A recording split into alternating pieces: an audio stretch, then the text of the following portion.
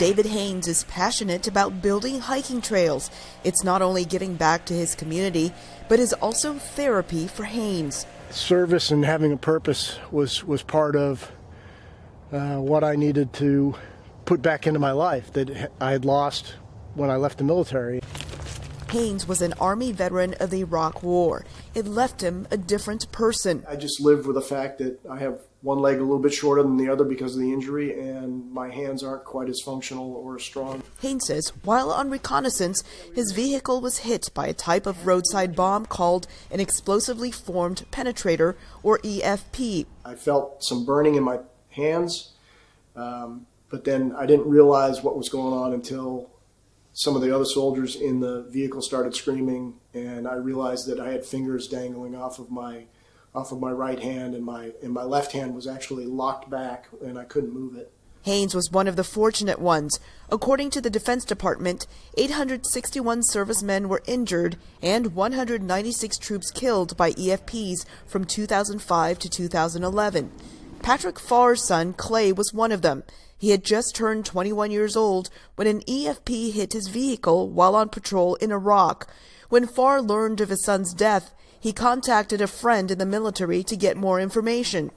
My friend asked me an odd question, and he asked me how I felt about cremation. And I told him I never talked to Clay about it, but I said, "Are you telling me my son's mutilated?" And he said, "Yes, he's pretty bad."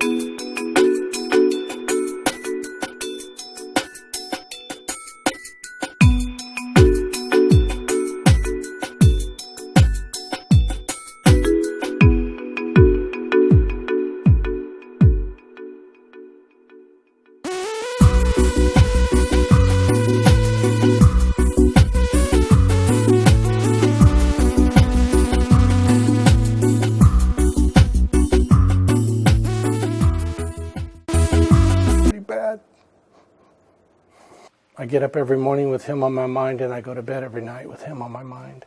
When I heard the news of General Soleimani being eliminated, I felt a form of justice for that.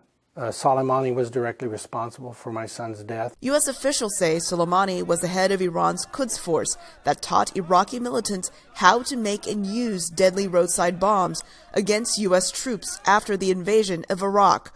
Iran has denied that. I think the intelligence community, the people at the State Department, the Treasury Department, the Department of Justice, all worked for years and years and years gathering that intelligence that allowed the president to view that intelligence, make a decision. I think his decision to kill Soleimani was correct. We don't want your racist wars! Not every American shares this view. There have been rallies opposing Trump's actions, saying it puts the U.S. at risk of war.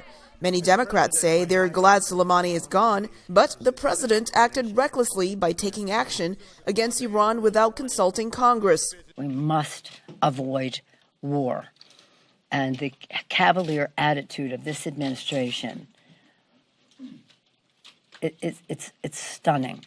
And the president to say, "Oh, I inform you by reading my tweets." No, that's not the relationship that our founders had in mind in the Constitution of the United States when they gave power to the White House to do one thing in terms of our national security, and to the Congress to declare war and to allocate resources and the rest. In the midst of the political firestorm, Haynes has this word of caution. Americans need to realize there are people that hate us far more than our fellow Americans out there, and Soleimani was one of those guys. Haynes and Farr say they believe the death of Soleimani does make the world a safer place. Elizabeth Lee, VOA News.